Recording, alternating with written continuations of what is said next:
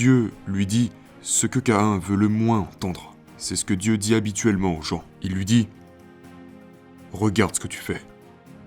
Tu ne fais pas les sacrifices que tu devrais faire. Et tu le sais. » Et puis il lui dit quelque chose d'encore pire. Il lui dit « Le péché est accroupi à ta porte comme un animal prédateur sexuellement excité. Et tu l'as invité à entrer en le laissant faire ce qu'il veut de toi. Et Caïn, au lieu de changer, tue Abel. D'accord ? Et les descendants de Caïn sont les premières personnes à fabriquer des armes de guerre. Et donc c'est... Ok, vous voulez savoir ce que j'en pense ? C'est l'éternelle histoire de l'humanité. Et elle se déroule en ce moment même, mais à un rythme des milliers de fois plus rapide.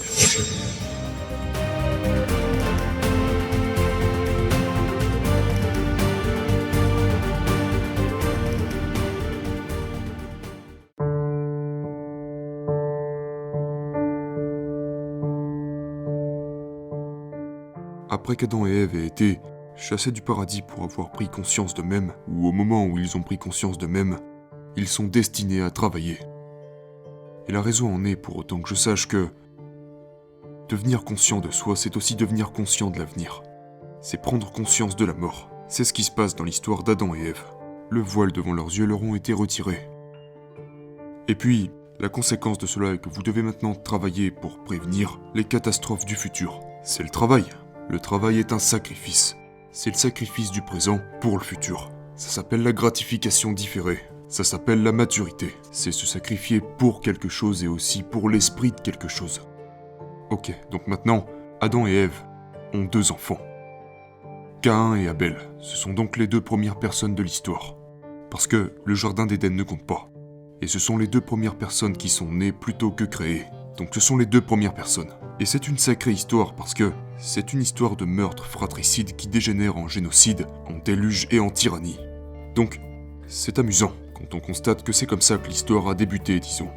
Et Abel et Caïn font tous 2 des sacrifices. Et pour une certaine raison, les sacrifices d'Abel plaisent à Dieu. On ne sait pas exactement pourquoi, et Caïn non plus. Il y a une implication dans le texte qui laisse entendre que c'est parce que les sacrifices de Caïn sont de second ordre. Dieu dit qu'Abel apporte le meilleur à l'autel de sacrifice, et il ne dit pas cela de Caïn. Donc vous pouvez imaginer que Caïn se sacrifie quand même, mais qu'il garde quelque chose en réserve. Il n'y va pas à fond. Il n'apporte pas le meilleur de lui-même à la table. Il n'offre pas le meilleur de lui-même à Dieu. Et donc, Abel prospère comme un fou. Et tout le monde l'aime. Et il obtient exactement ce dont il a besoin et ce qu'il veut exactement quand il en a besoin et quand il le veut. Il est le favori de Dieu. Et Caïn porte ce terrible fardeau tout en continuant de travailler, sauf que ses sacrifices sont rejetés. Donc, il a du ressentiment, vraiment du ressentiment. Du ressentiment au point d'interpeller Dieu et dire quelque chose comme « C'est une sacrée invention que vous avez fait là. Je me plie en 4 et rien de bon ne vient à moi. Que se passe-t-il, bon sang ?» Et puis à côté, il y a Abel, le soleil brille sur lui tous les jours. Comment oses-tu ? C'est comme « ok ». Sauf que c'est à Dieu que Caïn est en train de parler. Et donc Dieu lui dit ce que Caïn veut le moins entendre. C'est ce que Dieu dit habituellement aux gens. Il lui dit « Regarde ce que tu fais. Tu ne fais pas les sacrifices que tu devrais faire. Et tu le sais. » Et puis il lui dit quelque chose d'encore pire. Il lui dit « Le péché est accroupi à ta porte comme un animal prédateur sexuellement excité. Et tu l'as invité à entrer en le laissant faire ce qu'il veut de toi. » Donc il lui dit en gros « Tu as permis à ton ressentiment de te préoccuper, et maintenant tu le rumines, et tu génères quelque chose de créatif, de nouveau et horrible, possédé par l'esprit du ressentiment.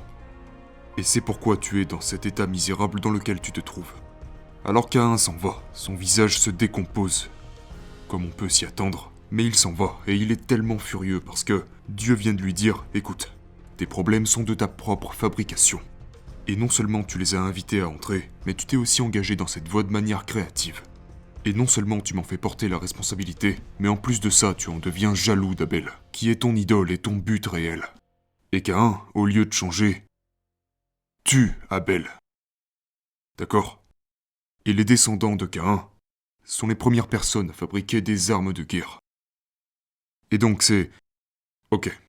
Vous voulez savoir ce que j'en pense? C'est l'éternelle histoire de l'humanité, et elle se déroule en ce moment même, mais à un rythme des milliers de fois plus rapide. Puis-je vous présenter une vérité difficile? Peut-être pas une vérité, mais une pensée que j'ai, qui est que il n'est pas toujours facile de savoir qui, parmi nous, sont comme Caïn, ça c'est sûr. Et le ressentiment, il est possible de vous imaginer comme la personne qui a un ressentiment envers une vision du monde particulière qui vous préoccupe vraiment. Oui, eh bien, j'ai parlé de ça avec un bon ami à moi la semaine dernière, et nous allons le publier. Parce que j'ai dit, est-ce que j'ai vraiment une animosité particulière contre la gauche? Disons, eh bien, oui, probablement. Ok, pourquoi?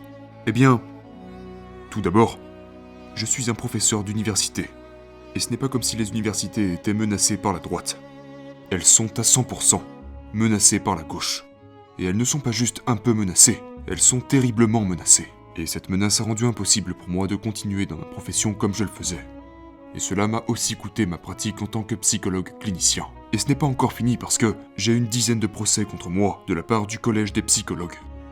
Parce qu'ils ont permis à n'importe qui de se plaindre de moi. Et ce n'importe où dans le monde pour n'importe quelle raison. Et puis ils ont le choix de poursuivre cela avec des enquêtes, ce qui est une punition en soi. Et c'est ce qu'ils font. Et puis j'ai été torturé, presque à mort, plusieurs fois, par de mauvais acteurs de la gauche. Maintenant j'ai eu ma part de droite radicale, mécontente de ce que j'ai pu dire.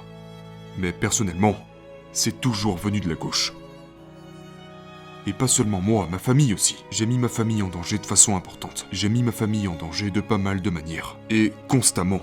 Pas une fois ou deux, parce que beaucoup de gens se font congédier une ou deux fois. Mais j'ai été congédié, genre, une quarantaine de fois.